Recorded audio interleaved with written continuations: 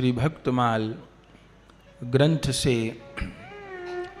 सभी हरिभक्त वैष्णवजन परिचित हैं। पीछे भी यहाँ 7 दिन तक केवल भक्तमाल जी की ही कथा हुई और भक्तों के दिव्य चरित्र को हमने श्रवण किया था। जिस प्रकार हमारे सनातन धर्म में अनेक ग्रंथ हैं, जिसको श्री कृष्ण की लीला श्रवण करनी हो उनके लिए श्रीमद् भागवत जी प्रमाणिक ग्रंथ हैं। भगवान श्री राम का चरित्र सुनना हो तो श्री रामचरितमानस, श्री वाल्मीकि रामायण प्रधान ग्रंथ हैं।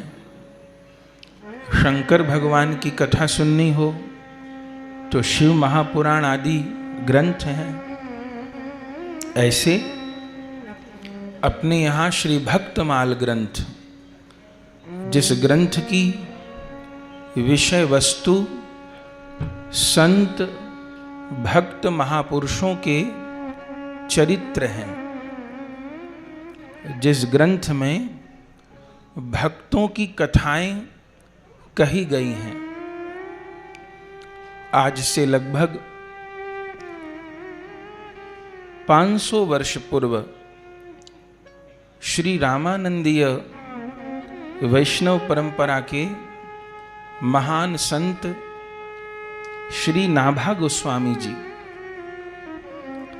जो कि श्री अग्रदास जी महाराज के शिष्य थे और बचपन में ही श्री अग्रदास जी महाराज ने उन पर कृपा की थी। पहले नाभा गोस्वामी जी का चरित्र हम लोग सुन चुके हैं और फिर उन नाभा गोस्वामी जी को गुरुदेव अपने साथ ले गए थे। 5 वर्ष की आयु में ही उनको अपने गुरुदेव का संग लाभ प्राप्त हुआ था। गुरुदेव ने उनको दीक्षा दी थी और नारायण दास नाम रखा था, लेकिन वे अपने गुरुदेव की नाभि की बात को जान गए। नाभि की बात माने भीतर की बात को। 9 वर्ष की आयु में ही गुरु कृपा से स्वामी श्री अग्रदेवाचार्य जी महाराज के हृदय में भगवान श्री सीताराम की जो लीला प्रकाशित होती थी, उसका दर्शन उनकी कृपा से नारायण दास जी को भी होने लगा। और उस समय फिर उन्होंने नारायण दास जी को नाभा कह के पुकारा, जिसने मेरे भीतर की बात जान ली हो।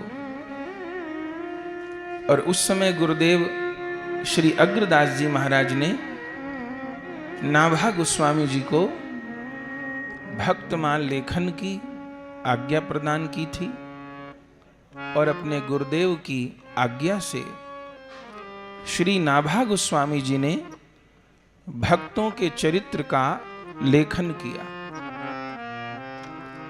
दोहा और छप्पय, इनमें भक्तमाल जी का गान किया। प्रारंभ में 4 दोहे, भक्त भक्ति भगवंत गुरु चतुर नाम वपु एक, तिनके पद वंदन किए नाशहि विघ्न अनेक, मंगल आदि विचार रह वस्तु न और अनूप, हरिजन को जस गावते हरिजन मंगल रूप, सब संतन मिले निर्णय दियो मति श्रुति पुराण इतिहास, भजबे को दोही सुघर कै हरिदास, गुरु अग्रदेव आज्ञा दई हरि भक्तन को जस गाऊ, भव सागर से तरन को नाहिन और उपाऊ। 4 दोहे कहे और फिर 6 पंक्ति के पद में भक्तों को स्मरण किया। 27 संख्या 56 तक सतयुग, त्रेता, और द्वापर, इन 3 युगों के भक्तों को स्मरण कर लिया अति संक्षेप में, और 28 संख्या छप्पे से लेकर विश्राम तक कलयुग के भक्तों को स्मरण किया। प्रायः सब कलयुग के भक्तों के लिए एक एक पद लिखा 6 पंक्ति का, उसी को छप्पे कहते हैं। और उस 6 पंक्ति के छप्पे में नाभा गोस्वामी जी ने उस भक्त को बीज रूप में कह दिया। जैसे एक छोटे से बीज में पूरा वृक्ष समाया होता है, ऐसे नाभा गोस्वामी जी के 6 पंक्ति के छप्पे में उस पूरे भक्त का चरित्र होता है।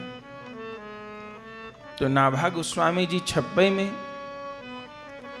भक्तमाल जी की रचना की है, और फिर नाभा गोस्वामी जी के पश्चात नाभा गोस्वामी जी ग्रंथ की रचना की है। जैसे कोई भक्त पुष्प की माला बनाता है, ऐसे नाभा गोस्वामी जी ने भक्तों की माला बनाई, इसलिए ग्रंथ का नाम है भक्तमाल। भक्त चरित्रों को गूंथ करके इस ग्रंथ रूपी माला का निर्माण किया, और फिर ये माला अंततः अपने इष्ट देव भगवान श्री सीताराम जी के गले में पहराई।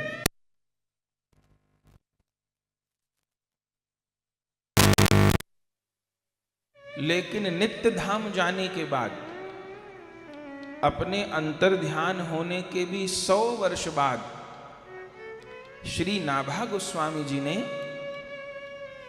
श्री प्रियादास जी महाराज को स्वप्नादेश दिया। प्रियादास जी महाराज परम गौर भक्त थे। श्रीमन महाप्रभु जी के परम लाड़िले श्री गोपाल भट्ट गोस्वामी जी के शिष्य निवासाचार्य प्रभु जी, निवासाचार्य प्रभु जी के शिष्य मनोहर दास जी, और उन मनोहर दास जी के शिष्य थे प्रियादास जी महाराज। उनको नाभा गोस्वामी जी ने स्वप्न आदेश दिया, और उस आदेश में कहा कि मैंने तो 6 पंक्ति के छप्पे पद में सूत्र रूप में भक्तों को स्मरण किया है, लेकिन आप अब छंदमयी पद्यमयी टीका करके भक्त चरित्र का विस्तार करो। तब प्रियादास जी महाराज ने भक्तमाल पर भक्ति रस बोधिनी टीका का लेखन किया, और उस भक्ति रस बोधिनी टीका में भक्त चरित्रों का अद्भुत विस्तार किया। तो नाभा गोस्वामी जी की मूल भक्तमाल और हमारे श्री प्रियादास जी की भक्ति रस बोधिनी टीका, यही कथा का मूल आधार है।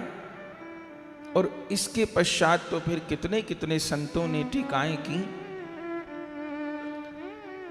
तो श्री नाभा गोस्वामी जी और श्री प्रियादास जी महाराज की कृपा से जगत में भक्तमाल जी का अवतरण हुआ। ये अत्यंत संक्षिप्त भक्तमाल का इतिहास है। पर भक्तमाल जी की विषय वस्तु क्या है, अभी हमने सुना। भक्तमाल में भक्तों के चरित्र कहे गए हैं,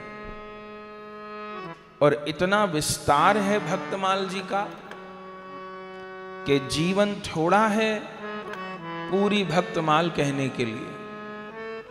भक्तमाल जी तो कभी विश्राम होती ही नहीं। जितने दिन हैं उतने भक्तों का स्मरण किया जा सकता है। ऐसे ऐसे भी भक्तों के चरित्र हैं जो कि अनेक अनेक दिन तक होते हैं। जैसे नरसिंह मेहता जी का चरित्र बड़ा विशाल चरित्र है, मीराबाई जी का चरित्र बड़ा विशाल चरित्र है, नामदेव जी का चरित्र, गोस्वामी श्री तुलसीदास जी महाराज का चरित्र, अनेकों चरित्र बहुत विस्तृत हैं, कुछ संक्षिप्त भी हैं, पर सारे भक्त चरित्र अमृत के कलश की तरह हैं। जैसे खांड का खिलौना कहीं से भी खाओ मीठा ही होता है, ऐसे सारे भक्त चरित्र भक्ति प्रेम रस से सराबोर हैं। तो यहां भागवत जी के साथ भक्तमाल की इच्छा भी भक्तजनों ने प्रकट की और ऐसा निवेदन किया कि जो यहाँ ठाकुर जी विराजते हैं, गोवर्धन नाथ जी, चार भुजा नाथ जी, द्वारिकाधीश जी और आसपास क्षेत्र में, चूंकि राजस्थान में तो असंख्य भक्त हुए, तो विशेष रूप से उन्हीं के चरित्र का स्मरण इस भक्तमाल के अनुष्ठान में किया जाए।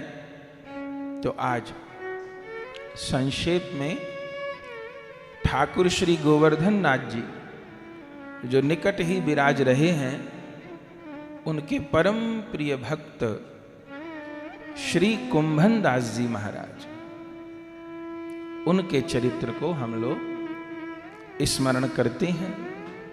पहले भी भक्तमाल जी के कथाक्रम में कुंभन दास जी का चरित्र कह चुके हैं। कुंभन दास जी का भले कुछ लोगों ने नाम न सुना हो, लेकिन सूरदास जी का तो सभी ने सुना होगा। ऐसा तो कोई नहीं भारतवासी जिसने सूरदास जी का नाम न सुना हो। तो इतना समझ लीजिए कि कुंभन दास जी सूरदास जी के बड़े गुरु भाई हैं। कुंभन दास जी आयु में भी बड़े हैं सूरदास जी से और दीक्षा संबंध में भी बड़े हैं, बड़े गुरु भाई हैं। अष्टछाप में सबसे बड़े कुंभन दास जी हैं। श्री सूरदास जी लगभग 105 वर्ष की आयु तक धरा पर विराजमान रहे हैं और कुंभन दास जी 115 वर्ष की आयु तक धरा पर विराजमान रहे।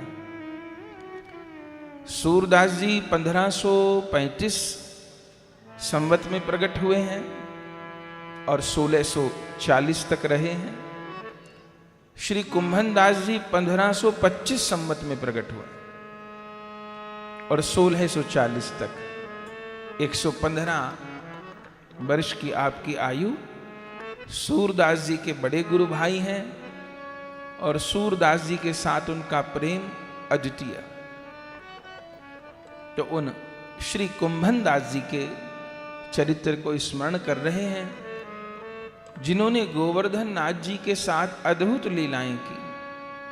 अद्भुत लाड़ उन्होंने ठाकुर को लड़ाया, जिनकी गोद में बैठ करके श्रीनाथ जी ने लीलाएं की, जिनके साथ श्रीनाथ जी ने माखन चोरी की, जिनके खेत पर जाकर के श्रीनाथ जी खेले, जिनके हाथ से श्रीनाथ जी ने भोजन किया।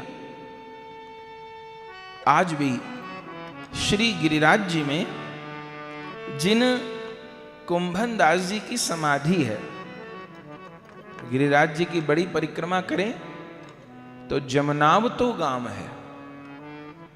जमनावतो, उस जमनावतो गांव के ही थे श्री कुंभन दास जी। आज भी उनका स्थान है वहां। विक्रम संवत 1525 में इसी कार्तिक मास में कृष्ण पक्ष की रमा एकादशी को कुंभन दास जी का जन्म हुआ। गौरवा क्षत्रिय कुल में ऐसा भी वर्णन है कि कुंभ संक्रांति के पावन पर्व पर उनके माता पिता किसी पुण्य तीर्थ में स्नान करने गए थे। तब तक संतान नहीं थी, तो वहां किसी संत ने उनको भक्त पुत्र प्राप्ति का वर दिया था। तब उन्होंने ये निश्चय कर लिया कि हमारे पुत्र होगा तो हम उसका नाम ये रखेंगे। तो कुंभ संक्रांति पर आशीर्वाद मिला था, इसलिए बालक का नाम रखा कुंभनदास। ब्रज में ही जन्म हुआ कुंभनदास जी महाराज का। गौरवा क्षत्रिय थे और पिता कोई बहुत धनवान नहीं थे। उनके छोटी सी खेती थी, गिरिराज जी में ही, पुराने ब्रजवासी थे, वहीं से निर्वाह होता था जीवन का। और पिताजी का शरीर पूरा हुआ तब श्री कुंभनदास जी महाराज ने घर की व्यवस्था संभाली। कुंभनदास जी का विवाह हुआ। वृंदावन के निकट जैत गांव है और जैत गांव के निकट बहुला वन है। आइए विराज। उस बहुला वन में कुंभनदास जी महाराज की ससुराल थी। विवाह हो गया और गिरिराज जी में ही वास करते थे श्री कुंभनदास जी महाराज। धीरे धीरे करके समय बीता। कुंभनदास जी जन्मजात कवि थे, भगवान के सखा के अवतार हैं। जन्मजात कवि थे, जन्मजात इनमें गायन की अद्भुत क्षमता थी, वादन की अद्भुत क्षमता थी। जबकि कहीं संगीत वादन सीखने गए हों ऐसा ग्रंथ में नहीं लिखा, लेकिन पखावज बजाना बड़ा सुंदर जानते थे कुंभनदास। बड़ी अद्भुत पखावज बजाते थे और गायन का स्वर तो ऐसा कि गंधर्व मोहित हो जाए। बलिहारी। और काम खेती का, खेती बाड़ी का काम। जन्मजात कवि थे, जन्मजात गायक थे, जन्मजात वादक थे। तो आपका विवाह हुआ बहुला वन से। जो धर्म पत्नी आई वो भी एकदम सीधी सादी भोली भाली महिला थी। तो कोई विवाह से उनको भजन मार्ग में बाधा नहीं हुई और अपने घर पर वास करते थे, खेती करते थे, उसी से इनका निर्वाह होता था। पर ये विचार करते थे कि मेरे कान अभी हरि नाम से रीते हैं। कोई संत सदगुरु आचार्य मुझे मिले जो मुझे हरिनाम श्रवण करवाएं, जो मेरी शरणागति करवाएं। तभी शुभ समय में भगवान ने व्यवस्था करी। जगत गुरु श्री वल्लभाचार्य जी महाराज उस समय भ्रमण के लिए निकले थे। श्रीमद् वल्लभाचार्य जी अरेल में विराजते थे। प्रयागराज के निकट अरेल, अरिल ग्राम भी उसको कहा गया। आज भी वहां श्री वल्लभाचार्य जी का घर है, स्थान है। हमारे ठाकुर श्री चैतन्य महाप्रभु जी भी अरेल गए हैं। पूरा वर्णन है श्री वल्लभाचार्य जी महाराज और श्री गौरांग महाप्रभु जी के मिलन का। तो अरेल में विराजते थे और बीच बीच में वो ब्रज की यात्रा करते थे। सूरदास जी की भी दीक्षा तभी हुई जब वल्लभाचार्य जी महाराज ब्रज की यात्रा पे निकले थे। सूरदास जी के चरित्र में हम लोग सुनते हैं कि आगरा के निकट रुनकता ग्राम में गऊ घाट पर दीक्षा हुई सूरदास जी महाराज की। कुंभनदास जी के साथ भी ऐसा हुआ। ब्रज यात्रा के लिए आए थे श्री वल्लभाचार्य जी महाराज और उस समय गिरिराज जी पधारे और गिरिराज जी में आकर के अपने सब परिकर के साथ में श्री वल्लभाचार्य जी महाराज ने गिरिराज जी की परिक्रमा की। उनका आन्योर के निकट पड़ाव पड़ा। कुंभनदास जी गिरिराज जी में पहले से रहते ही थे और जैसे उनको समाचार प्राप्त हुआ कि आचार्य प्रभु पधारे हैं, कितने कितने ब्रजवासी उनके शरणागत हो रहे थे, तब श्री कुंभनदास जी अपनी धर्म पत्नी के साथ कुंभनदास जी की भी दीक्षा नहीं हुई थी, विवाह हो गया था। तो अपनी पत्नी को बोले, इतने बड़े महापुरुष पधारे हैं, चल दोनों मिल करके अब उनकी शरणागति ग्रहण करेंगे।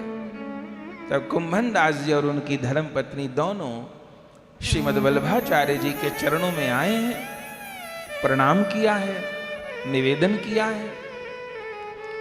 वल्लभाचार्य जी ने अपने परिकर को देखते ही पहचान लिया। ग्रंथों में कहा गया है कि जो महापुरुष होते हैं, ठाकुर जी उनको एक माला देके भेजते हैं। उनकी माला का मोती उन्हीं की माला में आएगा। जैसे माली फूल की माला बनाता है, जैसे जौहरी मोती की, माणिक की माला बनाता है, ऐसे संत लोग वैष्णवों की माला बनाते हैं। और जितने मोती उनकी माला में आने हैं उतने आएंगे ही। और फिर उन वैष्णवों की माला को वो अपने इष्ट देव को, भगवान सीताराम को, श्यामा श्याम को धारण करा देते हैं। इसलिए अपने यहां भावना है कि ठाकुर जी के श्रीकंठ में जो माला विराजती है, बनमाल, उसमें 5 रंग के पुष्प हैं। तुलसी, कुंद, मंदार, पारिजात, सरोरुहई, पंचभीर ग्रंथिता माला वनमाला प्रकीर्तिता। 5 रंग के पुष्प हैं। और वो जो 5 रंग के पुष्प हैं श्याम सुंदर की बनमाला में, वो वास्तव में 5 रसों के भक्त हैं। शांत रस के भक्त श्वेत रंग के पुष्प हैं। दास्य रस के भक्त नील वर्ण के पुष्प हैं। सख्य रस के भक्त हरे रंग के पुष्प हैं। वात्सल्य रस के भक्त पीत वर्ण के, पीले रंग के पुष्प हैं। और मधुर रस के जो भक्त हैं वह रक्त वर्ण के, लाल रंग के पुष्प हैं। तो प्रभु जो माला धारण करते हैं उसमें सामान्य पुष्प नहीं है। अपने 5 रसों के भक्तों को ही गोविंद अपनी माला में धारण करते हैं। पर इस माला को पिरोता कौन है?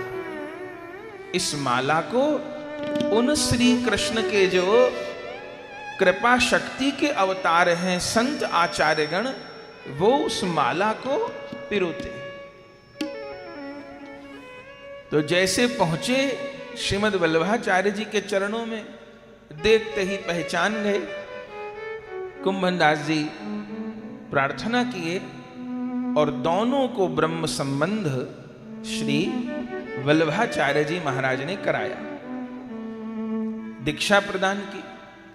उसके बाद आचार्य जी को करुणा जागृत हुई और कुंभनदास जी की जो धर्म पत्नी थी उनसे वल्लभाचार्य जी ने कहा कि कछु मांगो।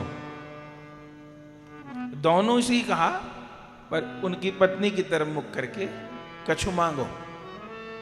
अब उनकी पत्नी बड़ी भोली भाली थी, विवाह हो गया था, संतान उनके नहीं हुई थी, 2-4 बरस बीत गए थे, संतान नहीं थी। अब भोली भाली वो क्या बोली जगतगुरु जी से, महाराज मेरे पुत्र नहीं है, पुत्र दे दो। वल्लभाचार्य जी हंसे, बोले ठीक है, 1 पुत्र नहीं तेरे 7 पुत्र होंगे। ये आशीर्वाद दे दिया कुंभनदास जी की धर्मपत्नी को। अब बोले तो कुछ नहीं कुंभनदास जी मां गुरु जी के सामने, तो क्या बोलते। प्रणाम किया, बाहर आ गए।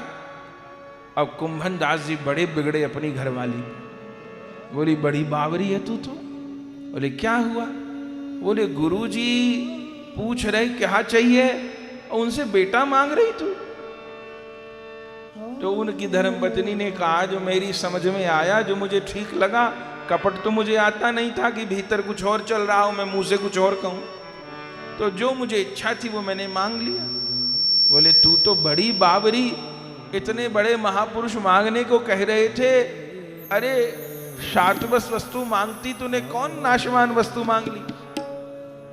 तब उनकी धर्म पत्नी ने कहा कि गुरुजी ने मुझे देख के कहा था मांगने को, तो मेरे जो समझ में आए वो मैंने मांग लिया। अब आपको कभी कहें तो आपको जो समझ में आए सो आप मांग लें। तो बाहर अपनी धर्म पत्नी से थोड़ा उनका झगड़ा जैसा होने लग गया। अंतर्यामी वल्लभाचार्य जी को जाने कैसे पता चल गया, फिर सेवक को भेजा, बोले कुंभन दास जी को बुलवाओ। कुंभन दास जी फिर धर्म पत्नी के साथ प्रणाम करने आए। फिर वल्लभाचार्य जी ने कुंभन दास जी की तरफ देखकर कहा, कुंभन दास जी आप हूं कछु मांगो। तब उस समय कुंभन दास जी ने ये पद गाया, श्री वल्लभ की बलिहारी, वल्लभ की बलिहारी,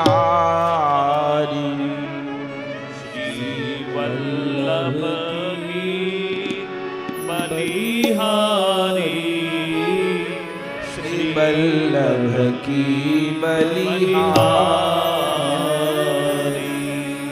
सबहिन को वचनामृत सिंचत, सबहिन को वचनामृत सिंचत, सबहिन के दुख हारी, सबहिन के दुख हारी, श्री वल्लभ की बलिहारी, श्री वल्लभ की बलिहारी,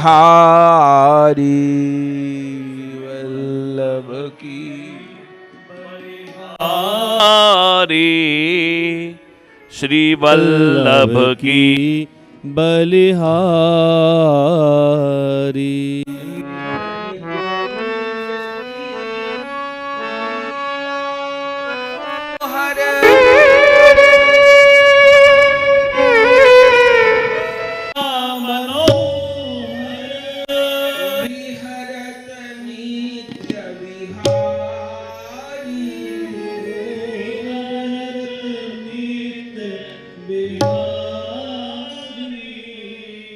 विहरत नित्य विहारी, विहरत नित्य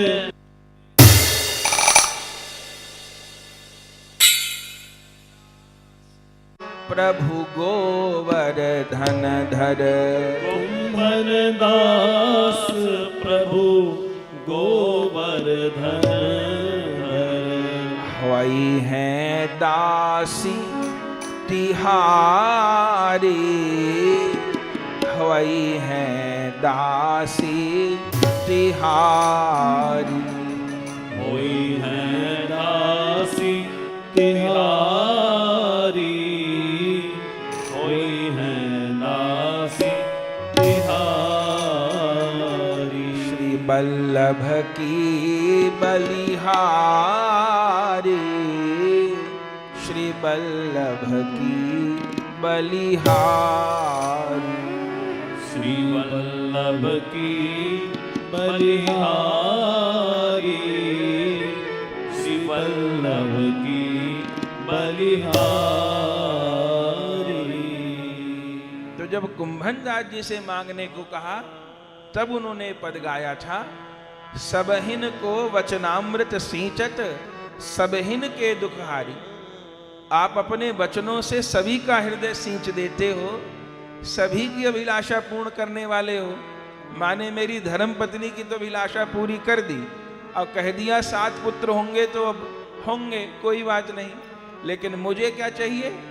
बोले नित्य निकुंज की लीला मनोहर, विहरत नित्य विहारी, अकुंभन दास प्रभु गोवर्धन धर, वही हो दासी तिहारी। मुझे क्या चाहिए?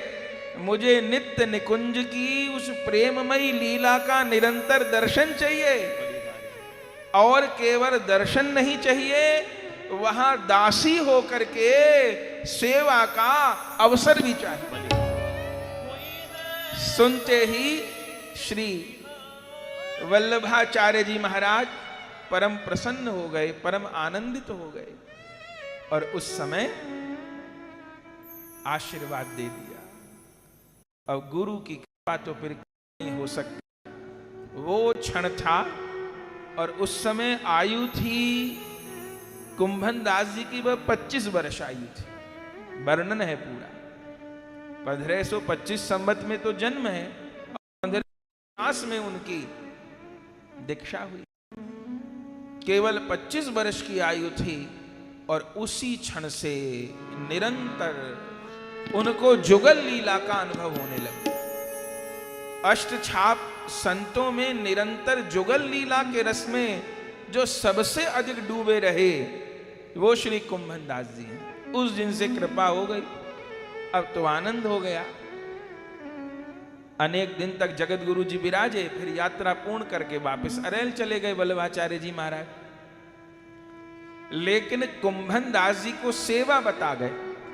जब पता चला कि गुरुदेव वापस जा रहे हैं अरेल, तो कुंभन दास जी तो ब्रजवासी थे, वहीं गिरिराज जी में रहते थे, जमुनावतो गांव में। फिर प्रणाम करने आए और हाथ जोड़ करके कहा कि मोकू आज्ञा करो। तो वल्लभाचार्य जी ने कही, आपको यही आज्ञा है, गोवर्धन नाथ जी को सातों झांकी में कीर्तन सुना। गोवर्धन नाथ जी को पदगान श्रवण करवाओ, मंगला से लेके सैन पर्यंत। इतने गुरुनिष्ठ कुंभन दास जी अपने संपूर्ण जीवन उन्होंने इस नियम का अक्षरक्ष पालन किया। कभी गोकुल भी दर्शन करने नहीं जाते थे। गोकुल में भी तो नवनीत प्रिय जी विराजते थे। गोकुल भी नहीं जाते थे, वृंदावन भी नहीं जाते थे। इसका अर्थ ये नहीं कि वृंदावन गिरिराज जी में कोई भेद है, संपूर्ण ब्रज की महिमा है। लेकिन सातों आठों समय गोवर्धन नाथ जी को सेवा कैसे होगी? तो 115 वर्ष की आयु तक, उसमें प्रारंभ के 25 निकाल भी दो तो 90 वर्ष तक कुंभन दास जी कहीं नहीं गए, कहीं नहीं गए। बस अपने जमुनावतों में रहना, और गोवर्धन नाथ जी तो गिरिराज जी के शिखर पे ही विराजते थे, बस वहां जाना, सब समय सब झांकी में जाके कीर्तन सुनाना। और गोवर्धन नाथ जी ऐसे हिल गए कुंभन दास जी महाराज से, प्रिया दास जी ने वर्णन किया है।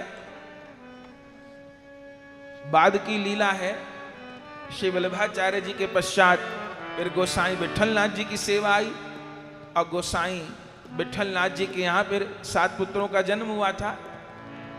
तो कुंभन दास जी पूरी गुरु परंपरा के प्रति वही भाव रखते, जो उनका भाव जगत गुरु वल्लभाचार्य जी में था, वही उनके सुपुत्र गोसाई विठलनाथ जी में था, और वही भाव गोसाई विठलनाथ जी के पुत्रों में भी था।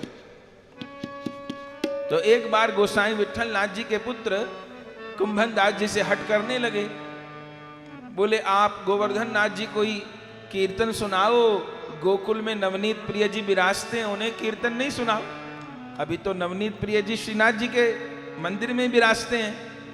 केवल वर्ष में 2 दिन नवनीत प्रिय जी और गोवर्धन नाथ जी संग विराजते हैं, दीपावली को और गोवर्धन पूजा के दिन। बाकी दिन अलग अलग सेवा चलती है।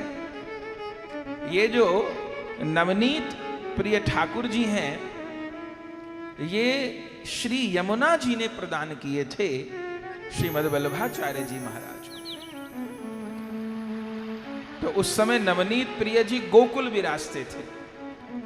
तो बालकों ने कहा, गोस्वामी बालकों ने, कि कुंभन दास जी आप नवनीत प्रिय जी को भी तो कीर्तन सुनाओ। अब आचार्य संतान ने आज्ञा की तो क्या करें? अब पहले तो टाल मटोल की, पर बालकों ने कहा तो अब आचार्य बालक क्या करें? तो बोले, सैन के बाद चलूंगा। श्रीनाथ जी की सैन हो गई तो फिर चले, रात को ही चले पैदल, और चलते चलते चलते चलते रुकते भोर का समय आ गया, और जैसे भोर का समय हुआ तो इनको ध्यान आ गया कि श्रीनाथ जी की मंगला का समय हो रहा होगा। और जैसे श्रीनाथ जी की मंगला की सुधि आई तो पहुंचे थे ठकुरानी घाट पर गोकुल में। कुंभनदास जी पागल की तरह गिरिराज जी की तरफ भागने लगे, गोकुल से गिरते पड़ते भागने लगे, जैसे प्राण निकलेंगे श्रीनाथ जी के दर्शन के बिना। और भागते भागते पहुंचे, लेकिन फिर भी देर हो गई थी, तो उनको लगा आज तो मेरा नियम टूट जाएगा। गुरुदेव ने कहा था कि सब झांकी में कीर्तन करना, तो आज मंगला की सेवा तो छूट जाएगी। फिर भी गिरते भागते पहुंचे तो क्या देखा कि 8 बज गए, मंगला नहीं हुई। इधर गोसाई विठलनाथ जी भी कहीं गए हुए थे, घोड़े पे चलते थे गोसाई जी, वो आए, देखा ये क्या हुआ, इतनी देर हो गई, आज मंगला नहीं हुई। तो सेवक क्या बोले, गोसाई जी आज जाने क्या लीला हो रही है, हम स्नान करके अपरस में सेवा में जाएं, कभी किसी से छू जाएं, कभी किसी से छू जाएं, कभी किसी से छू जाएं, वापिस बार बार जाके स्नान करना। अपरस की सेवा, स्नान करके निकले, फिर किसी से छू जाएं, फिर किसी से छू जाएं, 4-5 बार हो गया स्नान करते करते, तो आज सेवा में देर हो गई। इतनी देर में भागते भागते कुंभनदास जी आ गए। तब गोसाई विठलनाथ जी ने हृदय से कुंभनदास जी को लगा लिया, सारी बात जान गए, और सेवकों से बोले ये देर इनकी वजह से हो रही है, क्योंकि जब तक कुंभनदास गाएंगे नहीं तब तक गोवर्धन नाथ उठेंगे नहीं। कुंभनदास जी का कीर्तन सुन के ठाकुर उठेंगे, तो इसलिए बार बार तुम्हारा अपरस भंग हो जाए। ऐसी निष्ठा सेवा की। तो आपको गुरुदेव आज्ञा दिए कि सब समय गोवर्धन नाथ जी को सब झांकी में कीर्तन सुनाना है, तो बस कहीं गए ही नहीं, बस इसी आज्ञा को पकड़ करके रहे।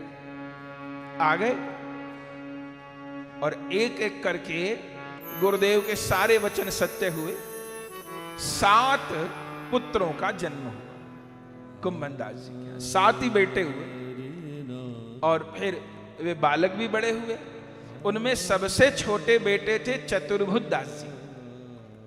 कुंभनदास जी की एक और बड़ाई है कि जो श्रीनाथ जी के अष्ट सखा हैं, जिनको अष्ट छाप के संत भी कहते हैं, सब परिवारों से एक एक ही जन है।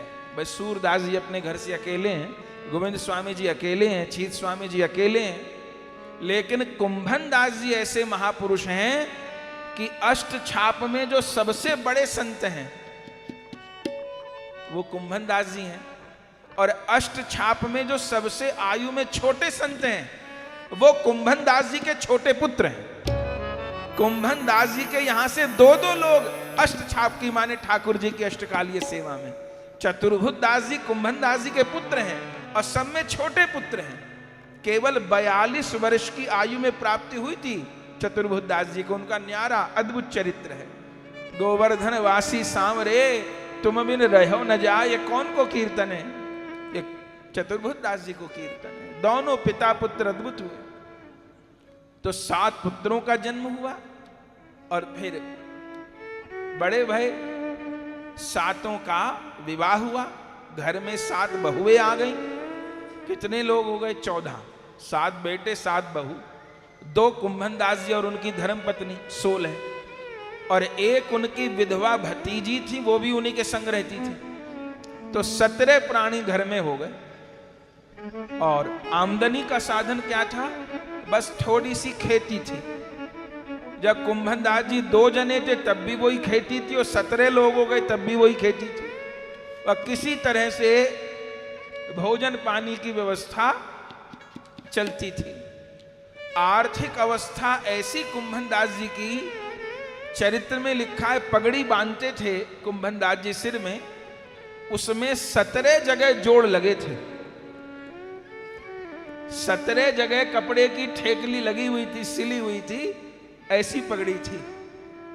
लेकिन धन्य है उनकी सेवा निष्ठा को, धन्य है। 7 बेटे पर आश्चर्य, कोई कुंभन दास जी से पूछता, ये संसार में पूछ लेते हैं, कुंभन दास जी कै बेटा हैं?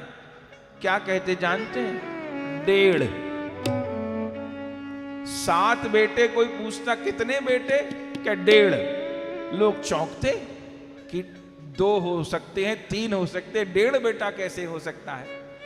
तो कुंभन दास जी की क्या भावना थी? जो बड़े 5 बेटे थे वो विमुख थे। विमुख थे माने कि उनका भजन भक्ति से कोई लेना देना नहीं था। तो 7 में से 5 को तो अपना बेटा ही नहीं मानते थे। बस जन्म लिया, ये बेटा कहलाने लायक नहीं है, भजन करे नहीं तो बिकाए के पूत हैं। और छठे बेटे थे, उनका नाम था कृष्णदास जी। तो कृष्णदास जी को आधा बेटा मानते थे। आधा क्यों मानते थे? कि वो श्रीनाथ जी की गैया चराते थे। श्रीनाथ जी की गौशाला है, यहां पर भी है, और उस गौशाला में नंद बाबा के समय की गैयाओं का वंश अभी तक मौजूद है। तो वो जो छठे बेटे थे कुंभन दास जी के, वो गैया चराते थे।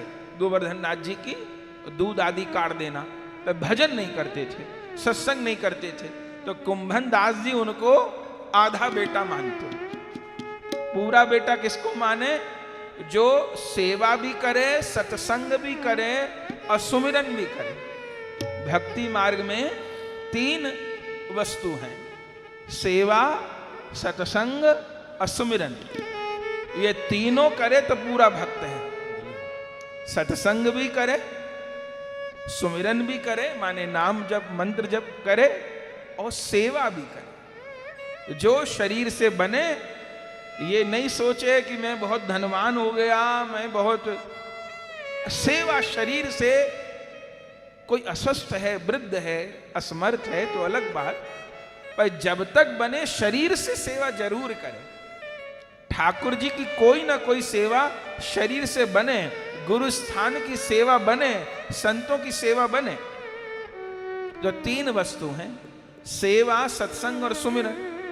तो कृष्णदास सेवा तो करते थे गैया की, पर सत्संग नहीं करते थे और सुमिरन नहीं करते थे। उनको आधा बेटा गिनते। अब पूरा बेटा किसे गिनते?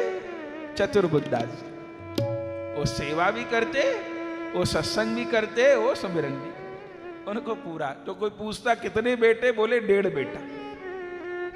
और गजब महाराज, चरित्र में लिखा है कि एक बार कृष्णदास जी, जो उनके छठे बेटे थे, बाकी का तो नाम भी नहीं लेते, जो छठे बेटे कृष्णदास जी, वो गैया चराने जंगल में गए, गिरिराज जी में, श्रीनाथ जी की गैया को लेकर। कहीं से सिंह आ गया, अब वो सिंह झपटा गैया पे, तो कृष्णदास जी उस सिंह से भिड़ गए गैया को बचाने के लिए, कि हमारे ठाकुर जी की गुरुस्थान की गैया है। तो सिंह ने गैया को तो छोड़ दिया, कृष्णदास जी को पकड़ लिया और मार डाला। कृष्णदास जी बलिहारी। कुंभन दास जी उस समय मंदिर में कीर्तन कर रहे हैं, गोवर्धन नाथ जी के सन्मुख कीर्तन कर रहे हैं। उसी समय कोई भागा भागा आया। अब इतनी बड़ी बात, किसी का जवान बेटा चला जाए, भागा भागा आया और कुंभन दास जी के कान में जाके कही, कुंभन दास जी, कुंभन दास जी। कुंभन दास जी गाते गाते करके बोले, कृष्णदास को तो सिंह खा गया, कृष्णदास का देहांत हो गया। अरे राम।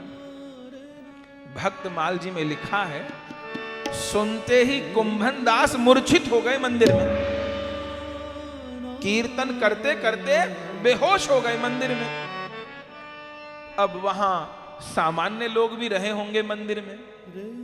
अब उन्होंने गाल बजाने शुरू किए, बोले देख लो, ऐसे बड़े भगत बनते हैं कुंभन दास जी, पर भैया बेटे का मोह तो बेटे का ही मोह होता है, और जरा बेटे की मृत्यु का समाचार आया तो मूर्छित हो गए।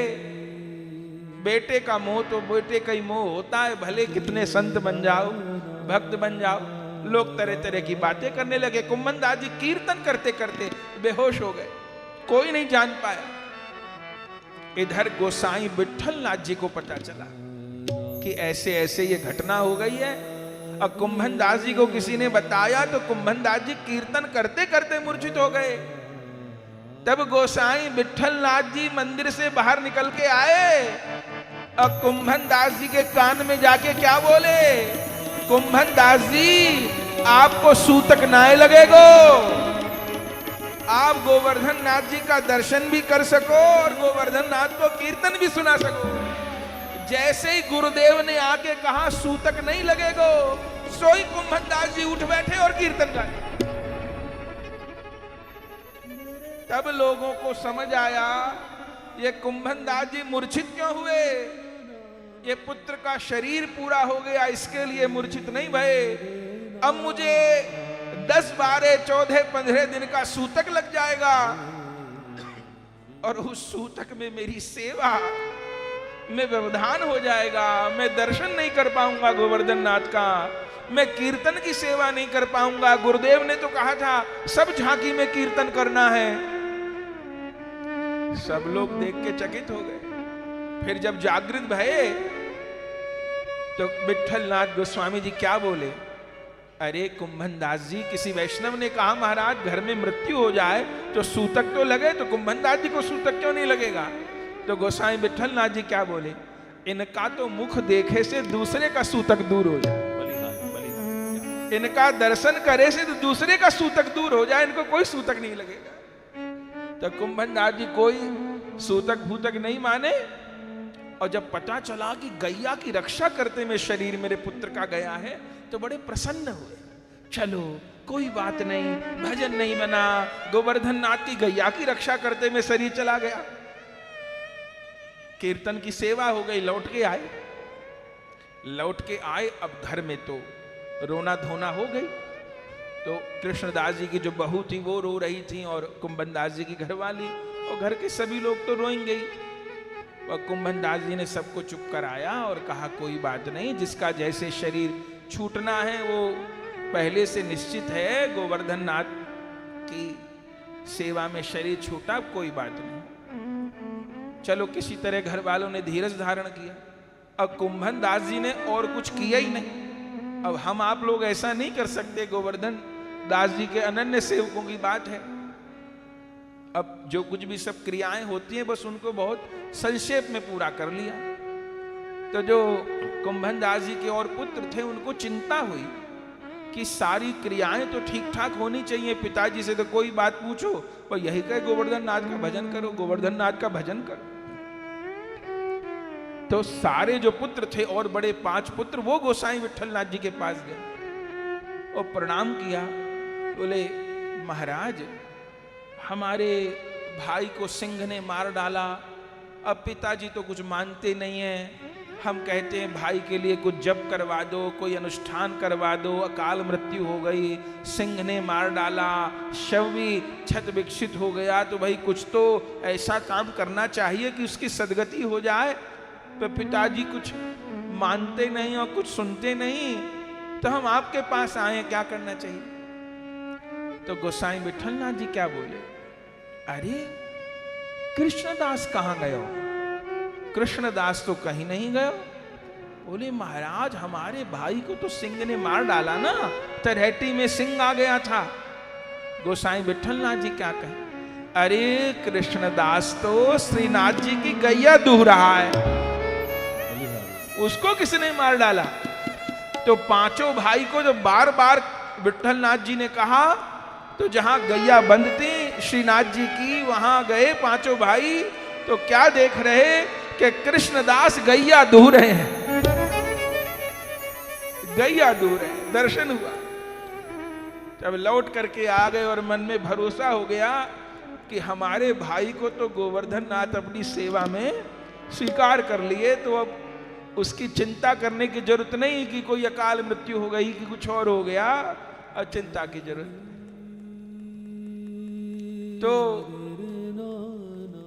इतना बड़ा परिवार और छोटी सी उनकी खेती, लेकिन कभी उनके मन में गोवर्धन नाथ जी को लाड़ करने के अतिरिक्त और कोई इच्छा ही जागृत नहीं हो।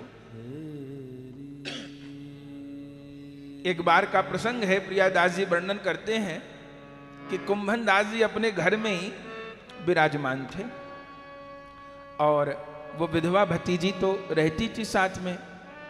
तो सवेरे बैठे हुए थे, मंगला करके आ गए थे, फिर श्रृंगार में देर थी तो घर पे ही बैठे हुए थे, भजन उनको करना था। इतनी देर में क्या हुआ, श्रीनाथ जी मंदिर से आ गए। कुंभन दास जी के घर भी आ जाते थे ठाकुर जी, जमनावतों में तो रहते ही थे, और आके गोद में बैठ गए कुंभन दास जी के ठाकुर जी। और जैसे कुंभन दास जी ने देखा, उनकी तो सुधि सब खो जाती प्रभु का दर्शन करके। तब कुंभन दास जी ने कही, सरकार कैसे पधारे, अभी तो स्नान श्रृंगार को समय है, जब झांकी खुलेगी तो कीर्तन करवे आऊंगो, आप असमय में कैसे पधारे। तो गोवर्धन नाथ जी क्या कहे कुंभन दास जी को, मोकू तोते कछु कहनो है, मोकू तोते कछु कहनो है। तो कुंभन दास जी ने कही, कहो कहा कहनो है। और बार बार ठाकुर जी कहते मोकू तोते कछु कहनो है, बोले कहो। बक कुछ प्रभु कहते, कुछ कुंभन दास जी सुनते, इतने में आ गए राजा मान सिंह। राजा मान सिंह गिरिराज जी आए हुए थे और श्रीनाथ जी का उन्होंने दर्शन किया, वो बीच बीच में आते थे। और उस समय कुंभन दास जी को तो खबर नहीं, सूरदास जी, कुंभन दास जी सब महापुरुष कीर्तन कर रहे थे। तो कीर्तन तो बड़ा अद्भुत होता था जब सब संत लोग बैठ के गाते थे। तो मान सिंह को बड़ा अच्छा लगा और उसने सबके बारे में पूछा कि ये कौन है, ये कौन है, ये कौन है, और सबके बारे में बताया। जब कुंभन दास जी के बारे में बताया कि इनका इतना बड़ा परिवार है और बहुत थोड़ी आमदनी है, घर का खर्चा बड़ी तकलीफ में चलता है, तो मान सिंह के मन में आया कि मैं अब इनकी सेवा करूंगा। कुछ सभी की सेवा करने का मन था, पर इनकी तो जरूर सेवा करूंगा मैं।